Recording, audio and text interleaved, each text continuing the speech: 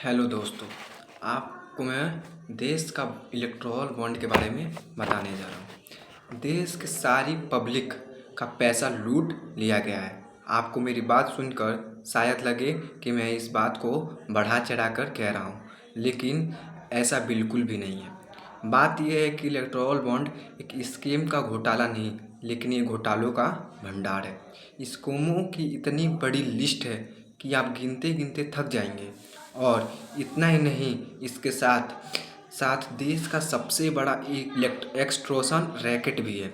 इसमें अगर इस घोटाले को भंडार के एक लाइन में समसाइज होगा तो दोस्तों इसे एक तरीके से किया जा सकता है। तुम मुझे चंदा दो, मैं तुम्हें धंधा दूंगा। चंदा ना देने पर आप समझ रहे हैं ना, ईडी का फंदा दूंगा।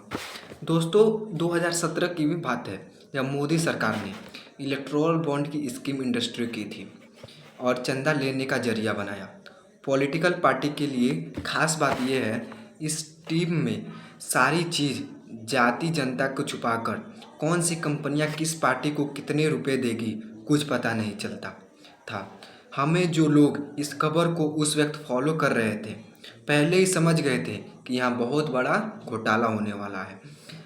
हाल ही में हुई इंडिया टुडे कॉन्क्लेव में होम मिनिस्टर अमित शाह ने खुलेआम झूठ बोले। इलेक्टोरल बॉन्ड को लेकर उन्होंने कहा, टोटल बॉन्ड 20,000 करोड़ के बेचे गए, जिनमें बीजेपी को 6,000 करोड़ मिले। बाकी 14,000 करोड़ के बॉन्ड किसके पास गई?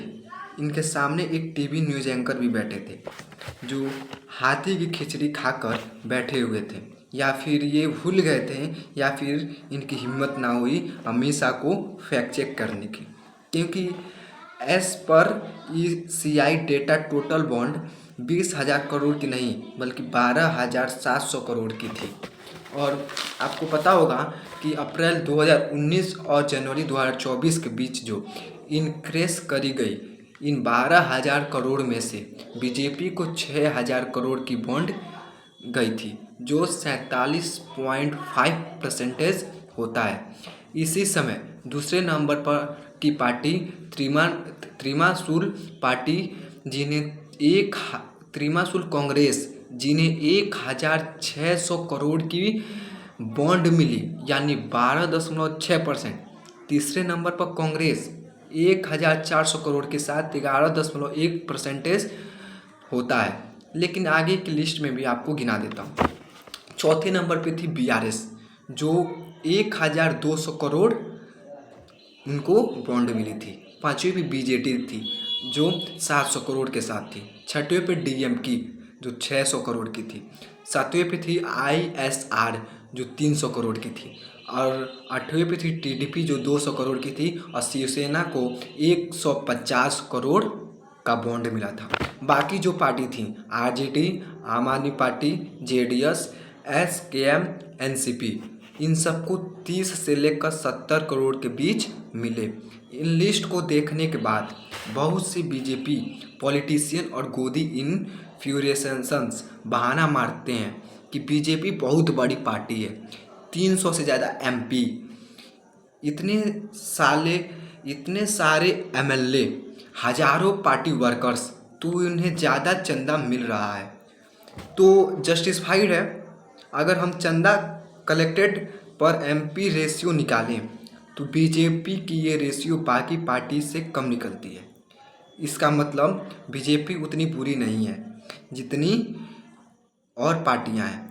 डोनेट तो कोई भी कर सकता है अपनी पॉलिटिशियन पार्टी को, लेकिन डोनेशन के बदले कोई कनेक्टेड दिया जाता है। जनता को कनेक्टेड का पैसा उन्हें दिया जाता है। जो कंपनी डोनेशन नहीं देती, ईडी उन्हें फंदा दिया जाता है। ये है असली घोटालों का भंडार। कल की सोचें तो विजय माल्या और नीरव मोदी कहने लगे कि भाई हमारी इतनी बड़ी कंपनी है और इतने ज़्यादा एम्प्लॉयज़, इसलिए हमने इतने सारे रुपए लूट लिए। लोगों की ऑब्जेक्शन ये नहीं है कि विजय माल्या इतने सारे करोड़ों रुपए से कमाए पैसे कहाँ कोई गलत चीज़ नहीं है। विजय माल्या इतने सारे रुपए कहाँ से कमाए, लोगों की ये फ़र्क नहीं है। पैसा कमाना कोई गलत बात नहीं है। ऑब्जेक्शन ये है कि जनता पैसा लूट कर क्यों पैसे कमाए। कि इसी तरीके से दिक्कत ये नहीं कि बीजेपी ने चंदा क्यों लिया, दिक्कत इस बात से है चंदा लेने के लिए क्या बड़ा एक्सटॉर्शन चलाया है, डेमोक्रेसी की धज्जियां उड़ाई और जनता का पैसा लूट लिया।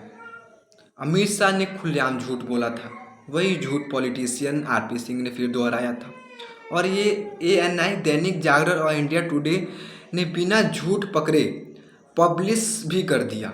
झूठ पकड़ना तो छोड़ो, इंडिया टुडे वालों ने हेडलाइन भी डाल दी, अमित शाह ब्लास्ट ओपोजिशंस। फिर ये लोग रोते हैं कि हमें गोदी मीडिया क्यों बुलाते हैं, इसलिए बुलाते हैं। अब हम समझते हैं कि अगर ईडी और सीबीआई चाहती तो पता चल सकता था कि कौन से इलेक्टोरल बॉन्ड किस कंपनी ने डोनेट की है। इसका मतलब आप समझ रहे हैं दोस्तों। अगर ईडी और सीबीआई जैसी एजेंसी बिल्कुल कठपुतली बन चुकी है सरकार के हाथों में, इसका मतलब 3 चीज़ें बिल्कुल साफ हो गई हैं। पहला, पब्लिक को तो कभी पता ना चलना था कि कौन सी राजनीतिक पार्टी कितना चंदा दिया जाता है। और दूसरा, विपक्षी पार्टी को पता ना चलना था कि बीजेपी को कौन सी कंपनी चंदा देती है और कितना चंदा देती है। तीसरा, बीजेपी सरकार को सब पता चलता है कौन सी कंपनी किस पार्टी को कितना चंदा देती है, और सब पता रहता है, सारी कंपनी जानकारी सरकार के पास हमेशा रहती है। बीजेपी सरकार के लिए एक सिगरेट हथियार बन गया है। विपक्षी के खिलाफ सुप्रीम कोर्ट की वजह से हमें पता चला कि किस पार्टी ने कितने दिया गया। सुप्रीम कोर्ट ने बहुत सी बात कही, लेकिन 2